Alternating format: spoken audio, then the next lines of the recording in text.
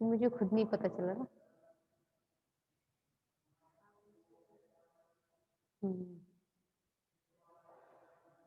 Actually वो time हो गया था तो रिजॉइन करना था ना आप लोगों को। ठीक, तो हम चल रहे थे कहाँ? फाइकोमाइसिटीज है ना। फाइकोमाइसिटीज क्या होती है? ऐसी वर्ग है, ऐसा वर्ग है कवकों का जिसमें संकोची की अवस्था, बटहीन अवस्था पाई जाती है।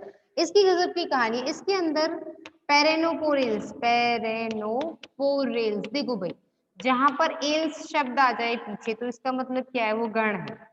इतना तो पता होगा। अगर इंग्लिश में पढ़े क्लासिफिकेशन तो ज्यादा बेटर रहता है। ट्रिक होती है उसकी एक, कि आप कह सकते हो, ठीक, यानी कि वैसे तो ये है कि आप सबको पता होगा kingdom, phylum, class, order, family, genus, species, है ना। अगर ये ऊपर नीचे हो जाए, याद नहीं रहे, तो इसकी एक ट्रिक होती है, Kapil Sharma comedy show, family gossip साथ में। ठीक, तो किंगडम हो गया, phylum, class, order, family, genus and species. ठीक, तो इनमें अब क्या? ऑर्डर, ऑर्डर को क्या बोलते हैं? गण। ठीक है, तो गण में क्या होगा?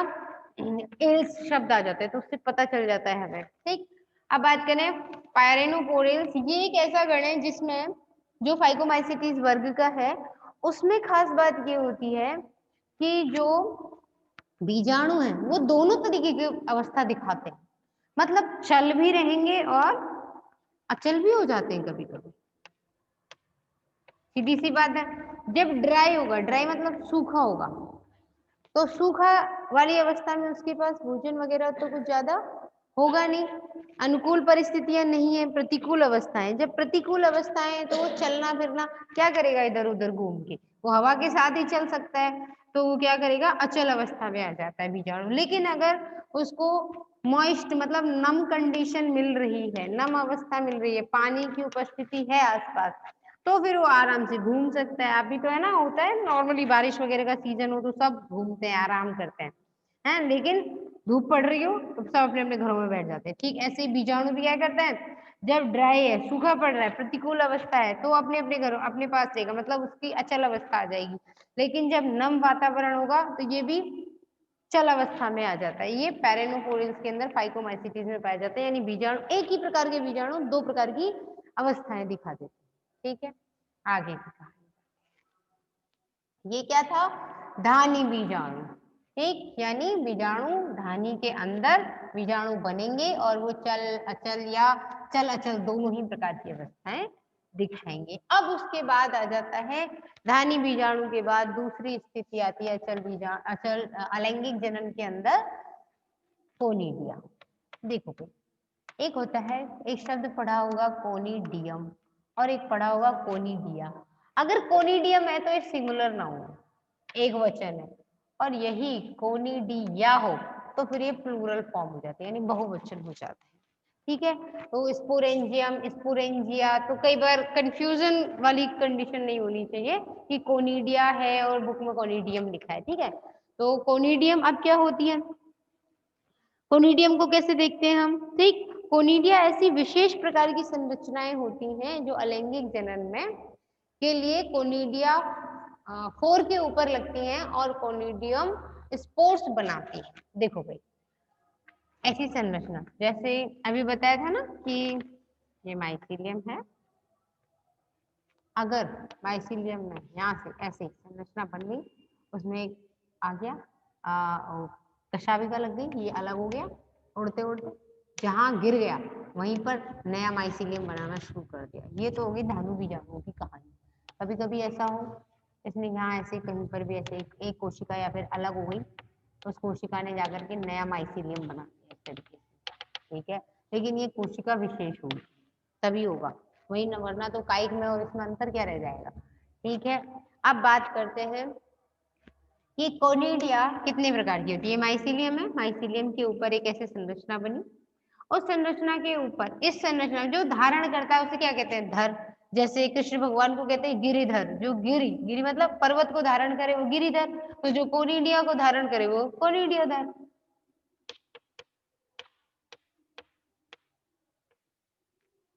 कोनिडियम धर कहो या कोनिडिया धर कहो, या अंग्रेजी में इसको कहते हैं कोनिडियोफोर। फोर की स्पेलिंग यहाँ पे PHORE होती है, याद रखिए। अब उसके बाद इसमें क्या होगा, आगे संरचनाएं बनेंगी और विशेष प्रकार की जो संरचनाएं बनेंगी उन्हें बोलेंगे हम कोनिडिया। कोनिडिया क्या करेगी, आगे स्पोर्स बनाएगी। ठीक, आगे जो संरचना बनती है ये अलग अलग पौधों में अलग अलग प्रकार की होती है। ठीक है, जैसे अगर हम पक्सीनिया की बात, सॉरी पेनिसिलियम की बात करें, पेनिसिलियम फिर बार बार आ जाता है पेनिसिलियम, है ना, वही पेनिसिलियम नोटेटम, ये है, ये बोतल जैसी संरचना बनी है इसकी।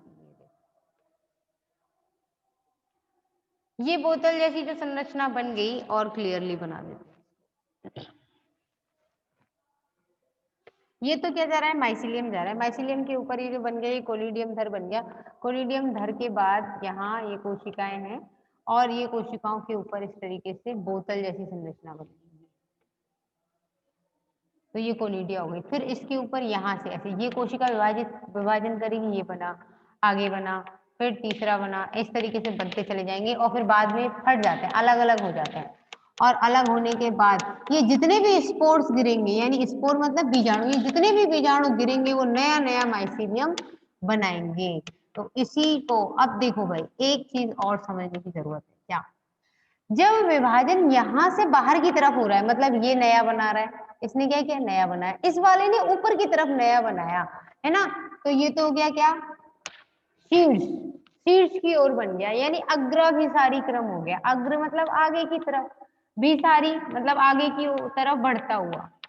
लेकिन अगर ये ऐसा हो कि कभी कभी कुछ भी आप देखोगे, आगे कवक पढ़ोगे, उनमें क्या होता है, नीचे की तरफ बनेगा। नीचे की तरफ का मतलब, जैसे आपको स्थिति समझाऊं मैं यहाँ पे, कि ये ऐसे बना, ठीक है, हालांकि इसमें तो अग्राभिसारी होता है पेनिसिलियम में, लेकिन अभी समझने के लिए देखें, एक कोशिका यहाँ बन गई, ठीक है, उसके बाद दूसरी कोशिका इन दोनों के बीच में बनेगी ऐसे। अब फिर क्या होगा, ये पीछे खिसक जाएगा, इसकी स्थिति यहाँ आ गई है, ये वाला यहाँ आ गया, ये वाला यहाँ आ गया, बीच में एक और बन गया। देखो वैसे तो समझ आ जाना चाहिए, नहीं आया तो फिर भी एक बार क्लियर कर देते हैं कि सपोज करो कि ये जो है ना, तो ये तो क्या हो गया, आपका बीजाणु बना, एक नया बीजाणु बना और ये उस पर धारण कर रहा था, ठीक है, तो आगे क्या होगा, ये ऊपर जाएगा। अब जब यहाँ बीच में एक कोशिका बननी है, देखो अभी इसकी स्थिति ये है, ठीक है, अब क्या होगा, धीरे बीच में दो एक कोशिका और आ गई, आ गई, तो अब इसकी स्थिति क्या हो गई, इस वाले हिस्से की स्थिति ऊपर चली गई, ये कहाँ आ गया, बीच में। अब क्या होगा, धीरे धीरे इन दोनों के बीच में एक कोशिका और आ गई, तो ये फिर ऊपर चलता चला जाएगा, यानी कि विकास कहाँ हो रहा है, नीचे की तरफ हो रहा है, जो धारण कर रहा है उसकी तरफ हो रहा है, ठीक है। तो ये इसके बीच में यहाँ पर ये वाला था, इसकी स्थिति ऐसे समझो, इस तीसरे वाले हिस्से में यहाँ ये दूसरा, ये तीसरा, इन दोनों के बीच में फिर एक आ गई, यानी ये पहला वाला पीछे खिसकता जाएगा और नया वाला नीचे बन रहा है, तो नीचे की तरफ क्या होता है, तल होता है, तो ये हो जाएगा तलाभिसारी, ये तलाभिसारी क्रम हो गया। और क्या आ रहा है, और करंट हो रहा है,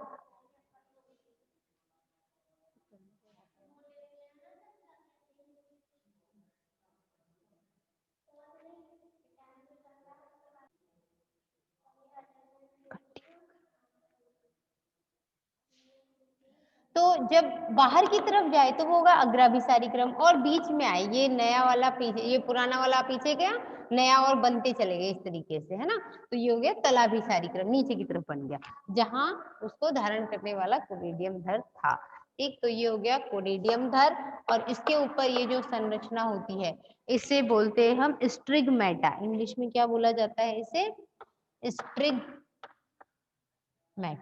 हिंदी में भी ये स्ट्रिगमैटा ही है।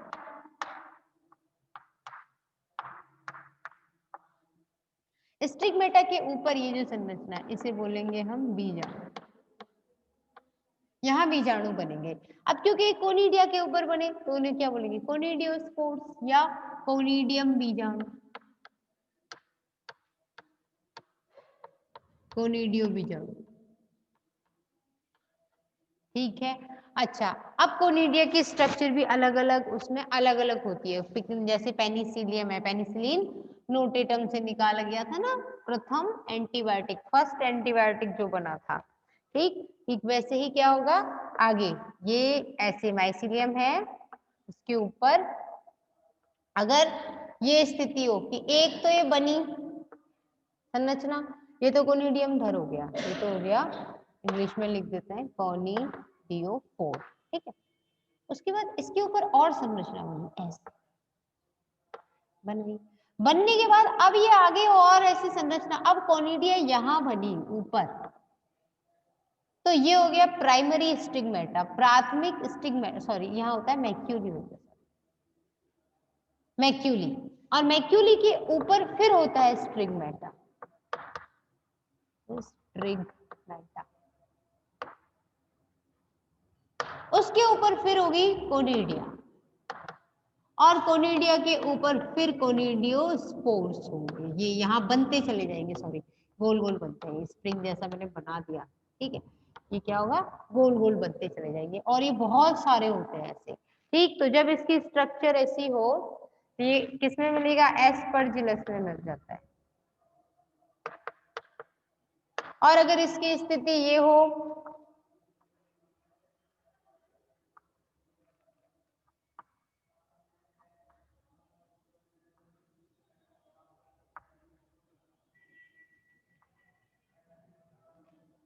ये स्थिति हो अगर, तो इसे ये होती है किसके अंदर होती, ये भी कोनिडिया है, वो भी कोनिडिया है, लेकिन ये एस्परजिलस में मिलेगी और ये पेनिसिलियम में मिलेगी। ये हो किसके ऊपर रहा है सब काम, कवक तंतु के ऊपर, तो इसे बोलते हैं पेनिसिलियम। क्लियर, क्योंकि कई बार ये इसलिए बताया क्योंकि ये कई बार जांचने के लिए आ जाता है, डायग्राम बनाने के लिए आ जाता है, तो कंफ्यूजन हो जाता है कि ये वाला बनाए या ये बनाए, तो ये एस्परजिलस का हो गया और वो पेनिसिलियम का हो गया, ये बात याद रखने वाली है। ठीक है, आगे पोषण हमने कल पढ़ ही लिया था, अलैंगिक जनन तो हो गया, इसमें फिर क्या है लैंगिक जनन पढ़ेंगे, लेकिन उससे पहले पढ़ना जरूरी है कि कोनिडिया के अलावा कभी कभी बीजाणु बनाने के लिए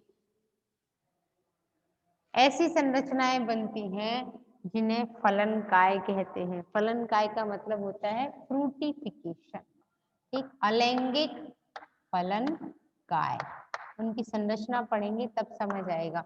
जैसे कोई कप शेप्ड होती है, कोई गोल, अगर ओस्टियोल जैसी होती है, आगे पढ़ोगे ऐसे एक एक करके बताऊंगी।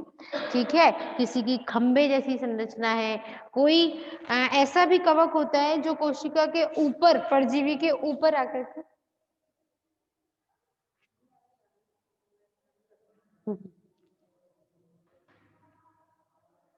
कुछ ऐसी भी कोशिकाएं होती हैं जो परजीवी के ऊपर जनन करेंगी, उस पर जाकर के इन्फेक्शन फैलाएंगे। लेकिन कुछ ऐसे भी होते हैं कवक जो ऊपर नहीं, एपिडर्मिस का मतलब होता है बाह्य त्वचा, उस बाह्य त्वचा के नीचे वाली जो त्वचा होती है, चाहे वो पौधे में हो जंतु में हो, उसमें मतलब होस्ट की एपिडर्मिस के नीचे चले जाते हैं और फिर दूसरी वाली लेयर के ऊपर अपना फैलाव करते हैं, संक्रमण करते हैं। संक्रमण का मतलब वही अपना पोषण वगैरह लेंगे तब तो वो संक्रमण बोला जाता है। दूसरी चीज वहां खा पी करके वो करेंगे क्या, अपना प्रजनन करेंगे, अपनी जैसी नई संतान उत्पन्न करेंगे। ठीक है, तो फलन काय के ये सारे प्रकार जो है वो हम एक एक करके पढ़ेंगे। ठीक है, मुख्य रूप से कोनिडियम घर के ऊपर एक संरचना होती है जिसे हम फलन काय कहते हैं, उसका आकार अलग है।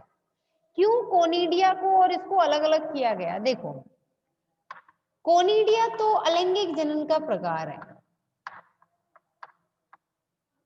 ठीक है, अलैंगिक जनन में जनरली कोनिडिया की स्ट्रक्चर कॉमनली यही होती है, इसके नीचे कुछ भी मैक्यूली हो, स्टिग्मेटा हो, प्राइमरी सेकेंडरी हो, वो एक अलग चीज है। ठीक है, लेकिन कोनिडिया का नॉर्मल स्ट्रक्चर ये, ठीक है, उसका अरेंजमेंट अलग, बट स्ट्रक्चर जनरली यही बॉटल शेप में देखने को मिलती है। लेकिन फलन का है क्या, उसकी संरचना बिल्कुल अलग है। जैसे ये माइसिलियम हो गया, एक जो फंगस है वो चारों तरफ फैल रही है ऐसे धागे की तरह, ऐसे करके फैल रही है। फैलने के बाद वो धीरे धीरे खा पी करके बड़ी हो रही है, बड़ी होने के बाद उसमें क्या बनेगा, कोनिडियम घर बन गया। क्योंकि कोनिडिया के भी टाइप्स ही एक तरीके की कोनिडिया का मतलब है अलैंगिक संरचना, लेकिन वो विशेष आकार की हो तो फिर उसे फलनकाय कह देते हैं, कोनिडिया वर्ड यूज नहीं करते हैं। ठीक है, अब फलन संरचना बनेगी और उस विशेष फलन संरचना के अंदर विशेष प्रकार के बीजाणु बनेंगे। जैसे सबसे पहले बात करते हैं कि कॉलिटोट्राइकम। कॉलिटोट्राइकम एक कवक होता है।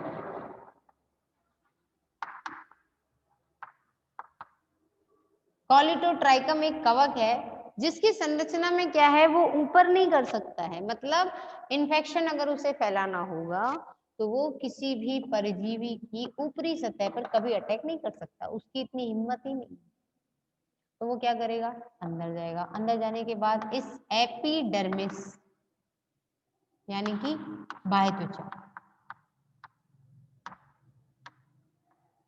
के नीचे जाएगा और दूसरी जो परत है ना वहां पर जाकर के उसके ऐसे कवक जाल जो है उसकी ये कोशिकाएं हैं। भाई कवक जाल हमेशा धागे जैसे ही होगा ना, उसको थोड़ा सा हम और लिबरेट करके बताते हैं। तो ये क्या हुआ, उसकी संरचना ऐसी, और ये जाकर के क्या करेगा, ये जो होस्ट है परजीवी है इसकी जो कोशिकाएं, इनके बीच में इन्फेक्शन फैलाएगा। ये बात तो सही है, लेकिन इसमें क्या होगा, यहाँ नीचे पहले अंदर पहुंच चुका है, दूसरी परत में है, अब इस दूसरी परत से वो कोशिकाएं बनाना शुरू करेगा और ऐसे ये इसकी कोनिडिया होगा और इस कोनिडिया के अंदर अब बीजाणु बनेंगे और ये फिर बाद में बाहर निकलेगा, फटेगा ये और फिर इन्फेक्शन और फटेगा, ये याद रखना। तो इस तरीके का जो बनता है कोलिटोट्राइकम के अंदर, उस कोलिटोट्राइकम के अंदर बनी हुई इस संरचना को, जिसमें जो कवक जाल है वो चटाई की तरीके से होता है, जैसे चटाई में डेंस है, ये बिल्कुल फैल गया ना पूरा, कहीं कोई गैप नहीं है, जैसे चटाई के स्ट्रक्चर में ये कंडीशन आ जाती है जनरली, ये इस तरीके से। तो ये भी ऐसे क्या करेगा, कोशिकाओं के अंदर फैल जाएगा अंदर। तो अब इस कॉलिटोट्राइकम के बाद इस संरचना को क्या कहते हैं, एसरबुलस। ये फलनकाय का प्रकार है, क्या बोलेंगे, एसरबुलस। आपको अगर टेबल के फॉर्म में पढ़ना है तो वो ज्यादा बेटर रहेगा, मैं आपको उस तरीके से बताऊं तो ज्यादा आपको सुविधा रहेगी पढ़ने में उसकी। फिर आप स्क्रीनशॉट ले सकते हो उसका। ये हो गया फलनकाय, अलैंगिक फलनकाय, क्योंकि कई बार लैंगिक फलनकाय भी आगे पढ़ने को मिलेंगी आपको।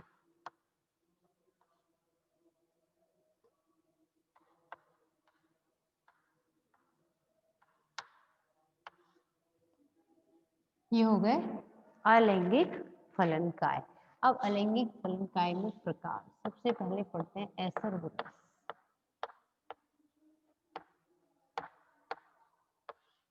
एसरबुलस का मतलब होगा ये जो परजीवी है उस परजीवी की बाह्य परत पर पोषी है, पर पोषी है, उस पर पोषी मतलब जैसे हमें खाए तो हम होस्ट हो गए, हमने उसका स्वागत कर लिया अपने बॉडी के अंदर, भाई आ खा जा। कौन, किसको, कवक को। ठीक, तो परपोषी क्या हो गया, जो पोषण कर रहा है, किसका पोषण कर रहा है, कवक का, उसकी बॉडी के अंदर, ये उसकी खुद की सेल्स ये रही। ठीक है, अब इन दोनों के बीच में यहाँ पर उसने अपना इन्फेक्शन ऐसे फैला दिया। जैसे पौधे को खाए तो क्या हो जाएगा, पौधा उसका परपोषी हो गया, होस्ट हो गया, जो गेस्ट को रखता है अपने पास वो होस्ट होता है, इसी को परपोषी को ही क्या कहेंगे, होस्ट। उसके बाद ये जो बनाएगा कोनिडिया, उसकी संरचना ऐसी होगी, इसके अंदर स्पोर बनेंगे, उन्हें बोलेंगे क्या, एसरबुलस के अंदर है ना, तो वो बीजाणु बनेंगे और बीजाणु फिर आगे इन्फेक्शन फैलाएंगे। ये इस संरचना को हम एसरबुलस कहते हैं, ये एसरबुलस प्रकार का फलनकाय है। ठीक, ये इसका कोनिडिया। उसके बाद दूसरा टाइप एसरबुलस के बाद अगला आता है स्पोरोडिकियम। स्पोरोडिकियम का मतलब है कि होस्ट के ऊपर फैल जाएगा और फिर बाहर निकलेगा।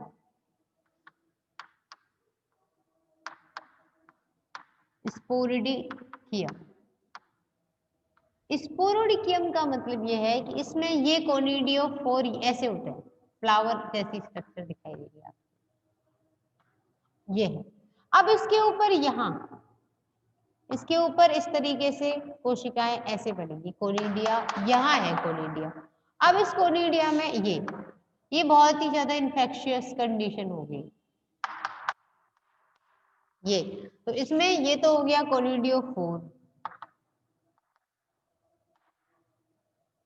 और ये हो गया कोनिडिया, और ये कोनिडिया फिर आगे बीजाणु बनाएगा। ठीक, तो ये हो गया स्पोरोडिकियम। इसका एग्जाम्पल मिलता है हमको फ्यूजेरियम के अंदर। फ्यूजेरियम एक टाइप का फंगस। अब कौन कौन से पढ़ लिए हमने? एसरबुलस फलन काय हो गया, स्पोरोडिकियम हो गया। उसके बाद अगला आता है कोरीमियम। कोरीमियम का मतलब है खंबे जैसा होता है।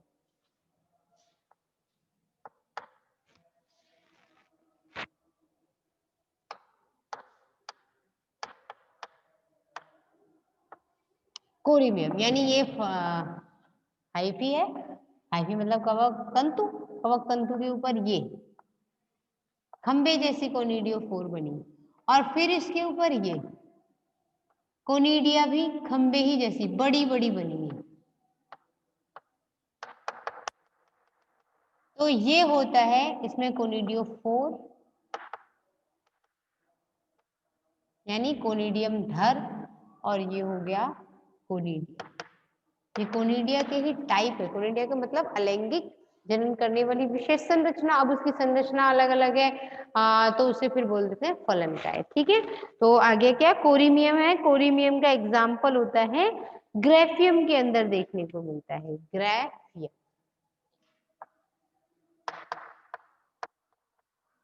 ये कई बार पूछ लिया जाता है कि कवकों में फलन काय, कवकों में फलन काय का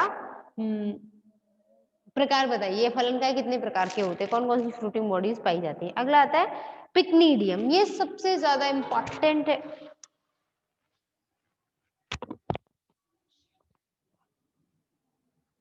लग जाता है बार बार पैर।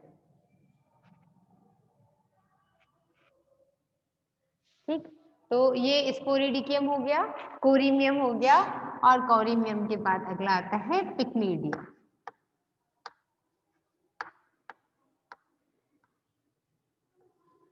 पिक्नीडियम का मतलब इसकी संरचना ऐसे है, ये तो इसकी भित्ति हो गई पिक्नीडियम की, और भित्ति के बाद इसमें ये संरचना ये होती है, इसमें कराटे जैसी दिखाई दे रही है जो, ये हो जाती है इसकी कोनिडिया। और यहाँ से एक छिद्र होता है इसमें ऊपर, उस छिद्र को ऑस्टियोल बोलते हैं, ऑस्टियोल। और यहाँ से जो निकलेंगे बीजाणु, क्योंकि वो पिक्नीडियम के अंदर निकले तो वो पिक्नीडियोस्पोर्स बोले जाएंगे, और इसका एग्जाम्पल हो गया पक्सीनिया। पक्सीनिया वही पुराना पक्सीनिया ग्रेमिनेलिस जो क्या करता है, रस्ट कॉज कर देता है। रस्ट का मतलब होता है क्या, बीमारी हो जाती है पौधे को। ठीक है, गेहूं के पौधे के अंदर क्या होता है, स्ट्रिप्स बन जाती है, यानी कि पेड़ है उसमें पत्ती होगी, पत्ती के ऊपर धारियां जैसी आ जाती हैं, पीली काली या नारंगी रंग की। ठीक है, तो उसकी वजह से पौधा क्या है, प्रकाश संश्लेषण नहीं कर पाता। जब पौधा प्रकाश संश्लेषण नहीं कर पाएगा तो उस स्थिति में क्या होगा, पौधा फल नहीं बना पाएगा। फल का मतलब बीज वगैरह नहीं बना पाएगा। तो हमारे लिए क्या होगी, समस्या होगी ना। जब हमें गेहूं उगाया, पूरी मेहनत की और गेहूं नहीं मिला, तो उसके लिए फिर डॉक्टर केसी मेहता जी ने काफी वर्क किया है। अब रस्ट डिजीज बहुत कम है इंडिया में, या है ही नहीं। ठीक है, ना के बराबर। तो वो कहानी आगे पढ़ेंगे, पूरा चैप्टर है उसका। लेकिन फिलहाल ये पता होना चाहिए कि पक्सेनिया के अंदर किस प्रकार का अलैंगिक फलन काय पाया जाता है। तो वो कौन सा पाया जाता है, पिक्नीडियम। ये शायद अच्छा क्लियरली दिख नहीं रहा, तो मैं यहाँ लिख देती हूँ। ये कौन सा है, पिक्नीडियम, और इसकी स्ट्रक्चर जो है वो इस तरीके,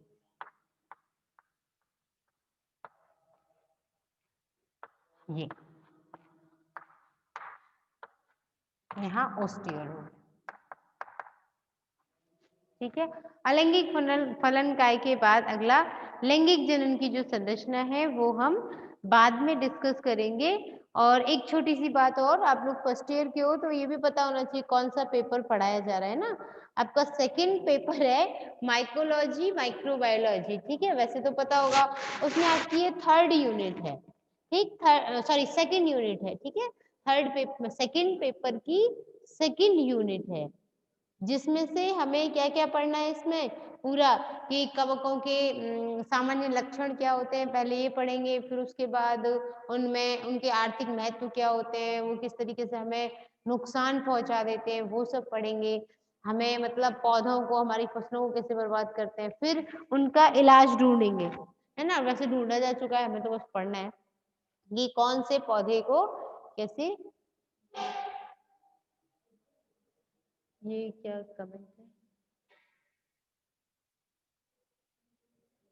ओके, टाइम हो गया, ठीक है। हाँ, ठीक है, बाकी क्लास कल पढ़ेंगे।